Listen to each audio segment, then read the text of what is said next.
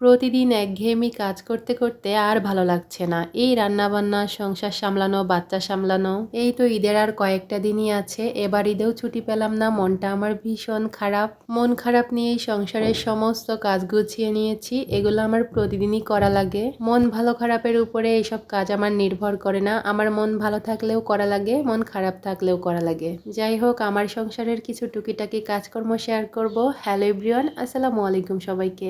আশা করছি আমার আজকের এই ছোট্ট ভিডিওটি আপনাদের কাছে ভীষণ ভালো লাগবে। দেখতে দেখতে কখন যে আপনাদের সময় পার হয়ে যাবে বুঝতেই পারবেন না। আসলে প্রতিদিন তেমন একটা সকালের নাস্তা তৈরি করা হয় না, তবে আজ সকালবেলা একটু নাস্তা তৈরি করছিলাম, মানে যে একটু গলা রুটি বানাচ্ছিলাম। তবে আজকে আমার এই রান্নাঘরে এসে কাজ করতে একটুও ভালো লাগছিল না, তারপরেও যেমন তেমন করে করেছিলাম, যেহেতু খেতে হবে। অনেক দিন পর আজ আমার হাজবেন্ড বাসায় ছিল, সকালের নাস্তাটা আমাদের সাথেই করবে, ওই জন্য একটু নাস্তা তৈরি করছিলাম। অবশ্য আমি একার জন্য তেমন একটা নাস্তা বানাই না, যেদিন আমার হাজবেন্ড বাসায় থাকে ওই দিন একটু চেষ্টা করি বানানোর। তবে বেশিরভাগ সময়ই আমার হাজবেন্ড সকালে বেরিয়ে যায় বাসা থেকে, ওই জন্য আমি নাস্তা আর তেমন একটা বানাই না, হালকা পাতলার উপরে কিছু খেয়ে নেই। এই তো আজ সকালের নাস্তা একটু গলা রুটি বানিয়েছিলাম, ডিম ভেজেছিলাম, আর হচ্ছে আলু ভাজি করেছিলাম। অনেক দিন পর আমার হাজবেন্ডের সাথে আজ সকালের নাস্তাটা করেছিলাম। যাক, দেখতে দেখতে অনেকগুলা রুটি বানিয়ে নিয়েছিলাম, তবে অনেক বেশি গরম ছিল আজ রান্নাঘরে। সকালের নাস্তা তৈরি করে নিয়েছি, এখন ডাইনিং এ নিয়ে যাব, সবাই মিলে নাস্তা করব। তারপরে যে আমার হাজবেন্ড বাহিরে গেল, এখন আমি বাসাটা একটু পরিষ্কার করে নিচ্ছিলাম। অবশ্য ঘরটা আমি ঝাড়ু দিয়ে নিয়েছি, প্রতিদিন আর ঘর ঝাড়ু দেওয়ার ভিডিও দিতে আমার ভালো লাগলো না, আর আজ তেমন একটা ভিডিও করতে পারিনি। যেগুলো নিতে পেরেছি ওইগুলাই আপনাদের সাথে শেয়ার করেছি। ঘর বাড়ি একটু হালকা পাতলার উপরে গুছিয়ে নিয়েছি, তারপরে যে ডাইনিং টেবিলটা একটু পরিষ্কার করছিলাম, যেহেতু সকালের নাস্তা করেছি, এখানে একটু পানি টানি পড়েছিল। তারপরে আর কি সোজা রান্নাঘরে চলে যাব, রান্নার সব কিছু রেডি করে নিব। এই তো কাটাকুটি করে নিচ্ছিলাম। আজ হচ্ছে ধুন্দুল ভাজি করব, তার জন্য ধুন্দুলগুলো এইভাবে কুচি কুচি করে কেটে নিচ্ছিলাম। শুধু ধুন্দুল না, সাথে একটু মুরগির মাংস রান্না করব, লেয়ার মুরগির মাংস।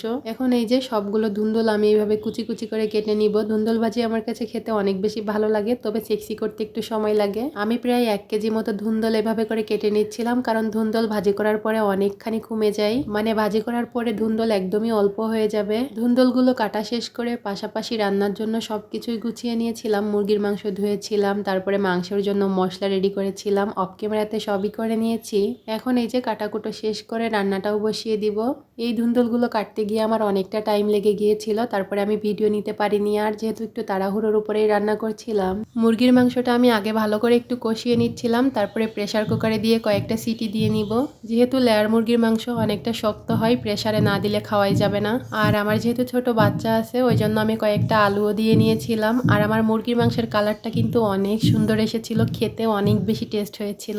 আপনারা রান্নাটা দেখলেই বুঝতে পারবেন যে রান্নাটা খেতে কেমন হয়েছিল। লেয়ার মুরগির মাংস আমি এভাবেই রান্না করি, জলের পানিটা দিয়ে প্রেসার কুকারে এখন দিয়ে দিব।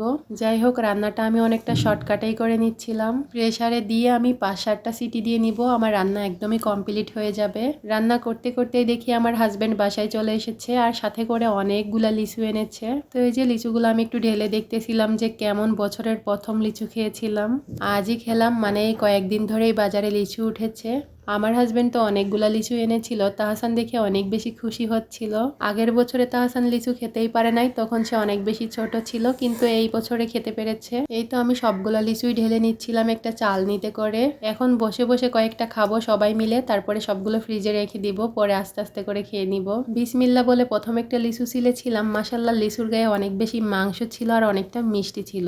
যাই হোক, কে কে এই বছরে লিচু খেয়েছেন অবশ্যই কমেন্টস করে জানাবেন। আর এই লিচুগুলো আমরা কিনিনি, এগুলা হচ্ছে ব্যাটালিয়ান থেকে দিয়েছে। মাশাল্লাহ অনেক ভালো ছিল ব্যাটালিয়ানের গাছের লিচুগুলো। আর এই বছরের প্রথম লিচু সরকারিভাবেই খেয়েছি, এখনো কিনে খাওয়া হয়নি। তবে ইনশাল্লাহ এগুলা শেষ হলেই বাজার থেকে কিনে নিয়ে আসবো লিচু। এখানে আবার বোম্বাই লিচু পাওয়া যায়, অনেক সুন্দর সুন্দর। তো আজকের ভিডিওটি এই পর্যন্তই, সবাই ভালো থাকবেন, আল্লাহ হাফেজ।